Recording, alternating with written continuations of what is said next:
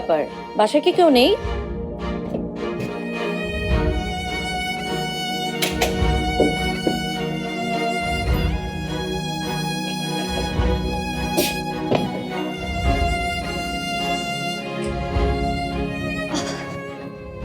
সবাই ব্যাকইয়ার্ডে, চাঁদ রাতের পার্টি হইতেছে। তো তো তুমি বসো, আমি সবাইকে ডেকে আনতেছি। কাউকে ডাকতে হবে না, আমি নিজেই চলে যাচ্ছি। লাগেজটা আমাকে দাও।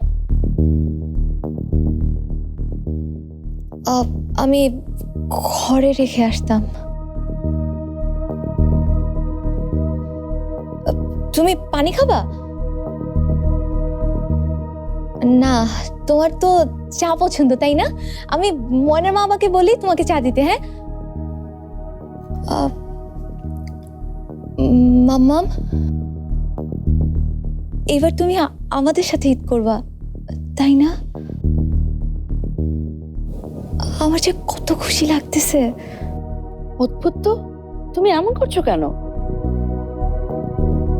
আমার জিনিসে হাত দেবে না, এটা আমার একদম পছন্দ না। আগের মতোই clean. Berger easy clean fresh, দেয়ালে দাগ থাকবে না, রাখবে সুরভিত। আরে আমিও যে কি, আমার মাম্মাম তো আমার মতোই হবে। আমিও আমার জিনিসে কাউকে হাত দিতে দেই না। ও না, তুমি আমার মতো হবা কেন?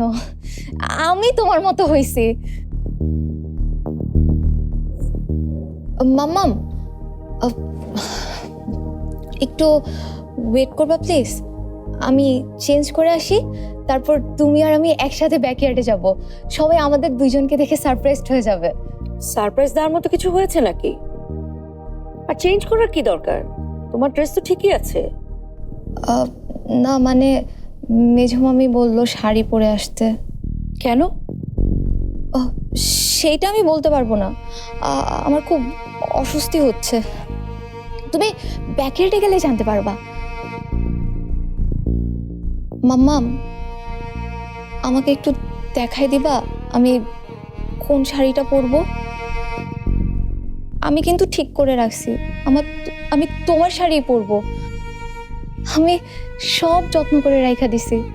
এনাফ রাশা, তুমি অনেক অস্থির হয়ে গেছো, এত কথা বলছো কেন?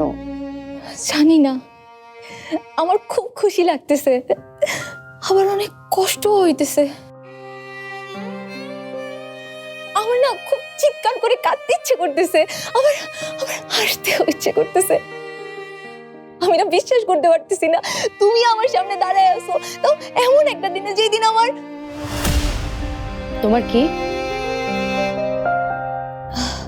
আমাকে 5টা মিনিট দাও, আমি যাবো আর আসবো।